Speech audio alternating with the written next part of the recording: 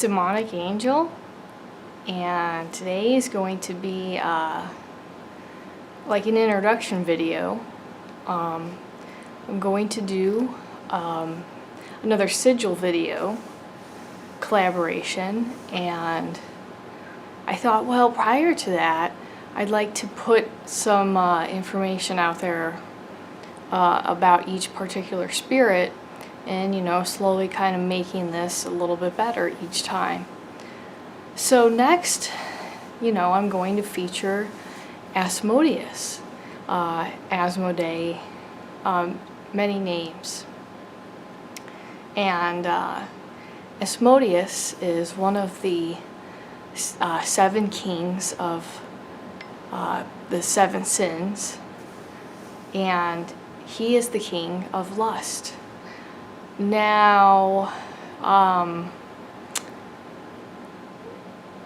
as far as working with Asmodeus, I have a couple of times in the past, and the way I look at it is that it's not just about a sexual kind of a lust. I think that if you pursue these demons with just at the base, their base value, then you're really missing out and perhaps can anger them. This is like a lust for life, really. That understanding of working with how hard it is to be incarnate, and that all these other astral forces are wanting to incarnate, and they do that when we live. When we live, we're incarnating. So that has a lot to do with ideas such as lust. Lust for revenge, lust for a second chance, just simply lust for being alive, even though life is very hard sometimes.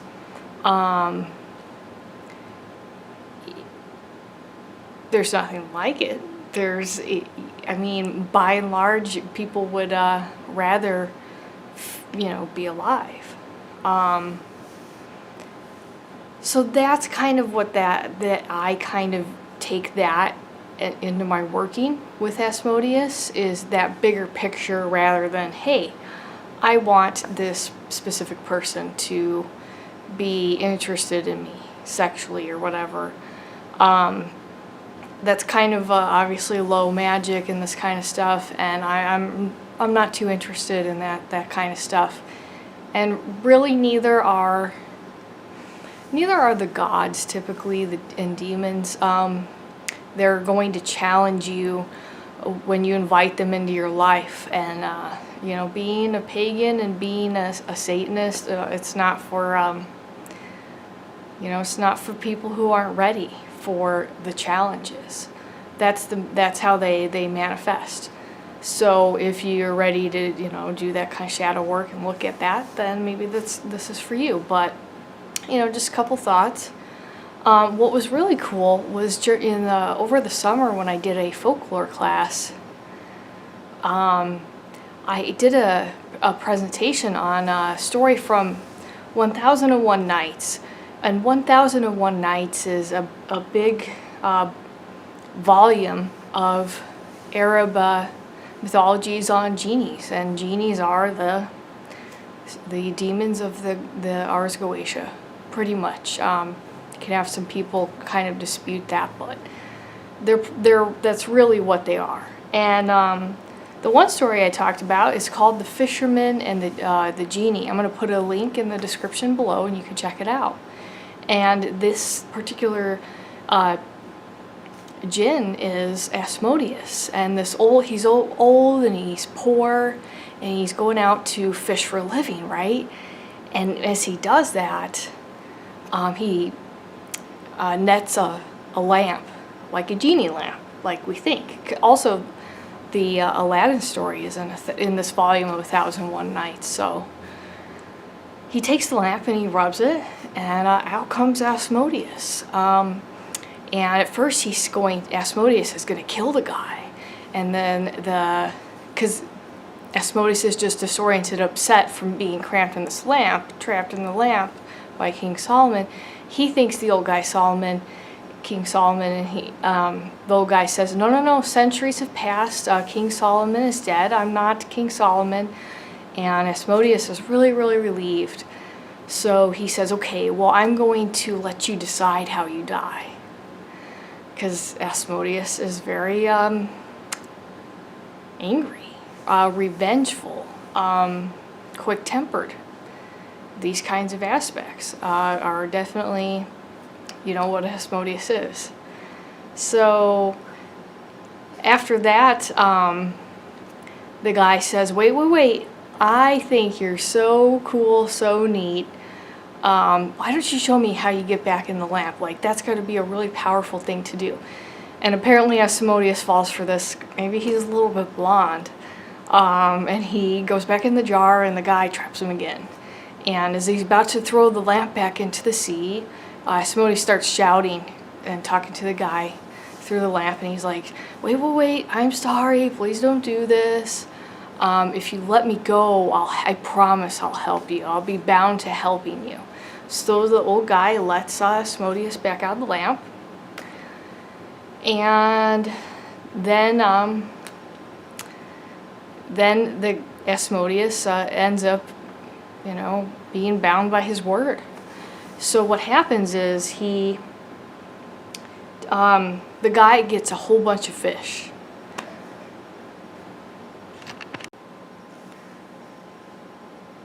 The guy gets a whole bunch of fish, and he goes to the local sultan, and he's going to try to sell some of his fish. And the sultan says, wow, these are the best, freshest fish I've ever tasted. You, old man, you're going to take me to where you got these fish. So they go, and he brings his servants and stuff, and when they get there, though, there's not fish. The sultan's long-lost son, who disappeared when he was a little boy and they never found him, he's there at the fishing site. And the sultan is just so grateful to the old man. And basically, you can look at different translations and things to the ending, but for the rest of his life, the old man, he catches great fish. The sultan financially supports him and his wife, and these are the blessings of Asmodeus. And obviously this guy, he let Asmodeus back out into the world. So, of course, first he was going to kill him, but, the gods and demons, they're not human, and they can go from being one extreme to another. That's very characteristic of non-human entities. Anyway, I thought you guys would enjoy that.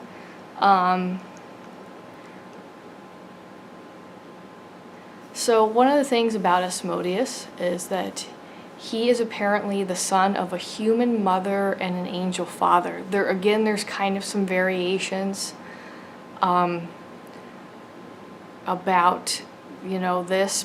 his parentage, but he's half human and half angel in some way or another. And he tells this to Solomon when he's bound to tell him the truth, and then of course Solomon binds him into the lamp and casts him into the sea. But Asmodeus' father is said to be a seraphim, and that's the highest order of angels. There's different orders of angels. If you probably know a lot more about the occult even than me, but I'm very familiar with the different orders, and that's like a really high angel. So it's always weird to me how angels apparently, they don't have free will, but they make babies with humans and demons all the time. So I guess that's like God's will or something. But Asmodeus, one of the things about him and his taboos, though. This was on, I think it was called Occult World, and I've seen it a couple of other places too. Asmodeus enjoys taboo sex with menstruating women. And this is probably one of the few spirits. I've seen other spirits that like this, and they're all these kinds of masculine types of trickster spirits that aren't afraid of this kind of forbidden knowledge. Is because the idea behind menstruation, of course, is that it's very powerful, and that a human woman menstruating is very psychically powerful, giving off a lot of energy, receiving, that recessive information from the subconscious mind that, normally isn't going to happen so much at other, other parts of the cycle. So that's, very interesting. In the Bible, though, there's the book of Tobit, and the story with Asmodeus in the Bible is that there's a woman named Sarah, and Asmodeus, for whatever reason, becomes infatuated with her, and he wants her. So each time she's going to marry a man, he kills the man before they can consummate the marriage. And if finally at the end there's one guy who prays to an angel to help him with the problem of Asmodeus, I guess word got out, and he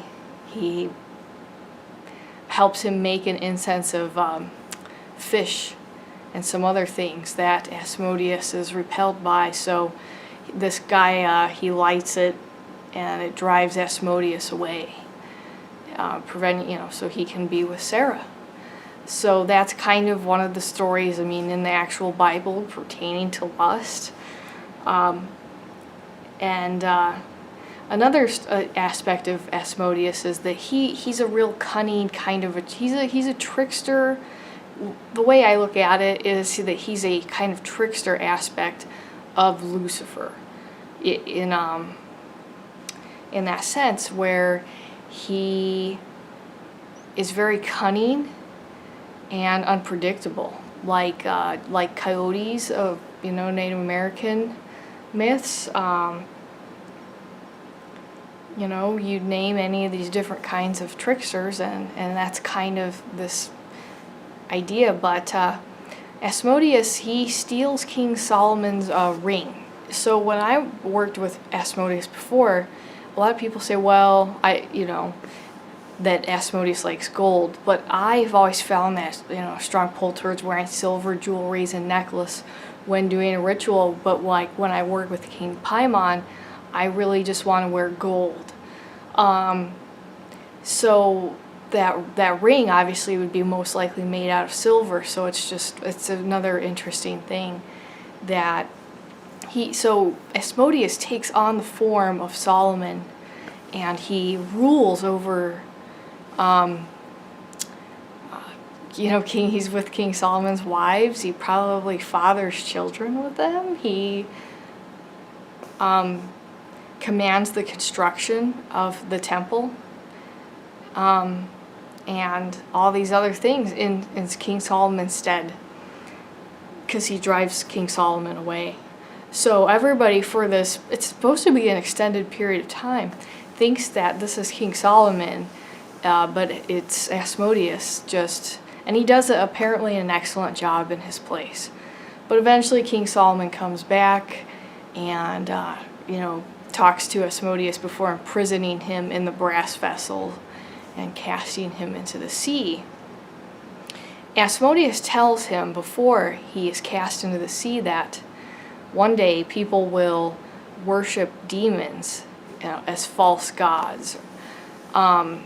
So that's where I think a lot of Christians kind of get that idea that, they're not, they're really demons. So like when we say that they're old gods, they're not. But I do think that they're old gods, and I really have a kind of a pagan mindset anyway. But when you look at the way that King Solomon treats these demons, whatever you want to call them, he's very disrespectful, and it's just the way, you know, if you look into that, like that disrespecting, the way that King Solomon treats, he uses these demons to see into the future, help build help build what he creates, his wives and his riches, and then he just treats them with disrespect, like you're this abomination of God. And it's like, that's why when I work with the Goetia, I'm approaching these spirits, these demons, these gods out of a mindset of respect, rather than I'm, you know, in some like in the old ways, like 500 years ago or whatever, that they used to do this more. Some people still do it. That's great. But, you know, they treat this as I'm going to bind you with a specific angel, and I'm going to, you know, I'm going to command you, demon. And that is just, that's no way that I'm ever going to speak to something. I'm going to I treat these things like they're my friends. I keep a promise. I do offerings and rituals. So that probably helps, you know, that goes a long way compared to treating something like it is taboo, you know, or that kind of a mindset. Of course, Asmodeus does appear in the Ars Goetia, which everybody loves, but and apparently his seal is in gold, but I just I always wear it though underneath my clothes.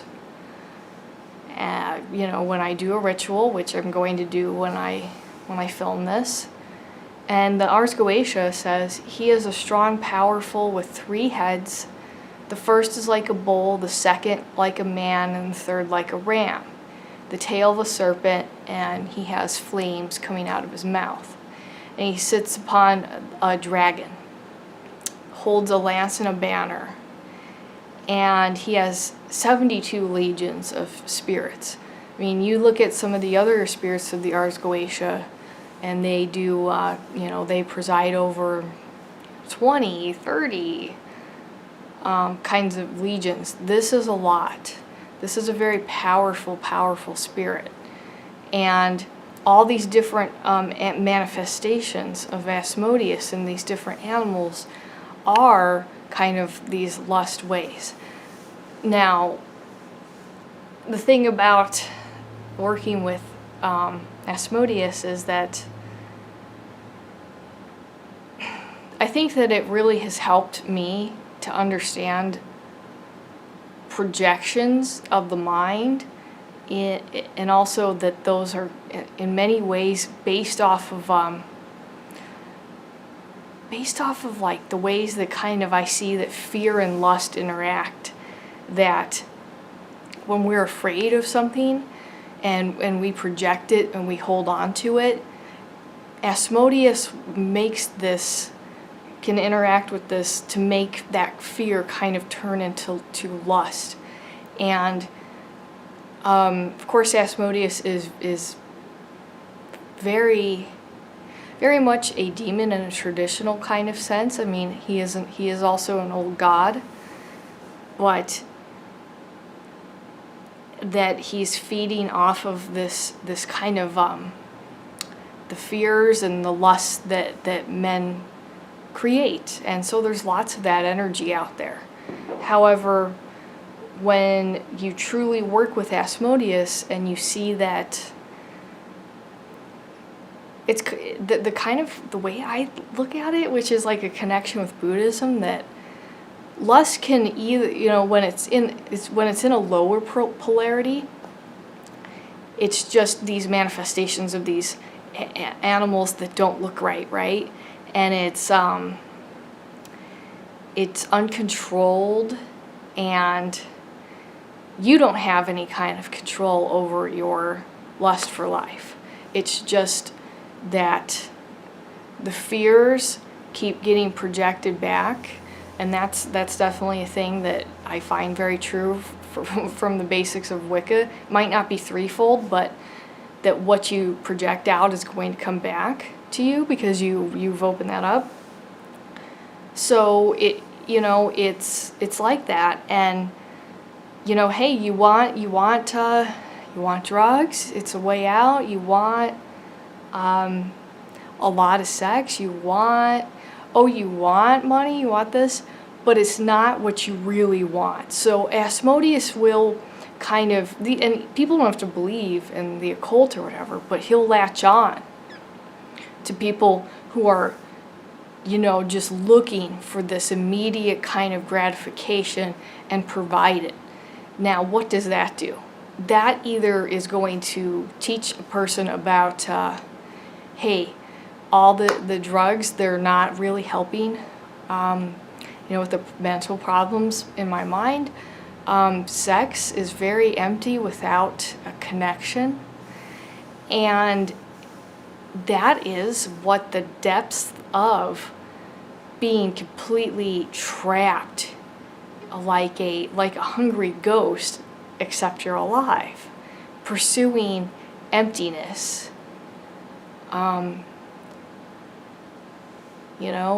Always pursuing more and more emptiness.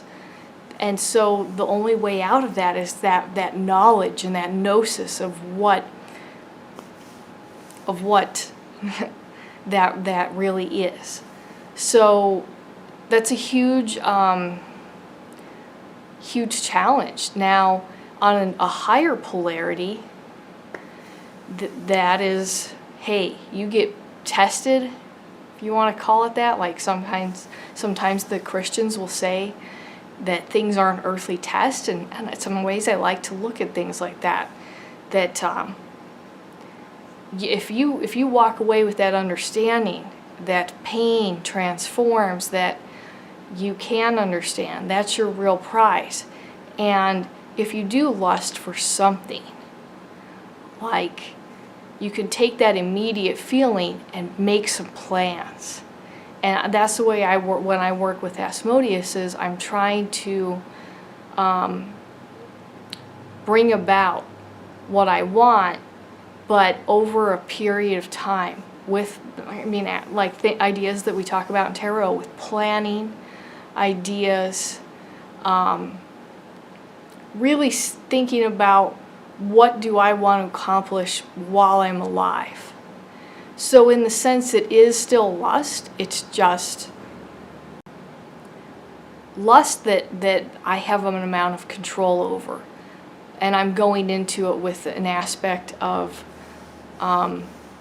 looking for knowledge. And that's always going to be the best reward. So these gods, these demons, including Asmodeus, they prey upon and interact with people all the time who just don't, even though they're talked about in these Abrahamic faiths, not a lot of, Abrahamic faith people really are into these kinds of ideas, probably with the exception of Muslims really, know about Jinn lore, and they very much kind of engage that in their normal ways.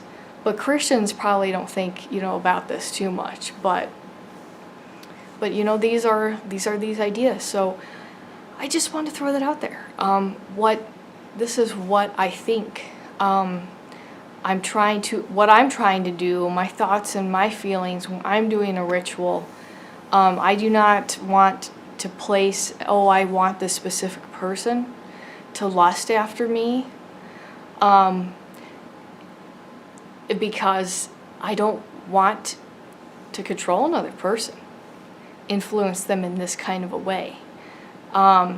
If I want to be more, let's say, physically attractive, then I'm going to make some changes, including, dietary changes, doing more rituals, maybe some fasting and prayers, and, you know, just doing things in a basic, mundane way, and looking for more knowledge, gnosis, and letting that make me more attractive, transforming myself so that whatever is supposed to be attracted to me is going to be attracted to me, not I'm going to look at this specific thing so much. So when I do these things, this is a lot of the ways that, you know, I'm just kind of looking to build myself. Now, I do recommend, I guess this is a long video, but I do recommend doing some shadow work before you work with Asmodeus to protect yourself. What I mean by that is that he knows your real intentions. Most of these demons can read your mind. They jump you, they jump into your physical body, and so, you know, Asmodeus really likes to play games if you don't really have things figured out in your mind. So just be aware of that. The Goetia is not for beginners anyway, but it's not like I'm not going to say, hey, I recommend President Marbus for beginners, because I do, because of those aspects of health. That's the first place that I want people to start.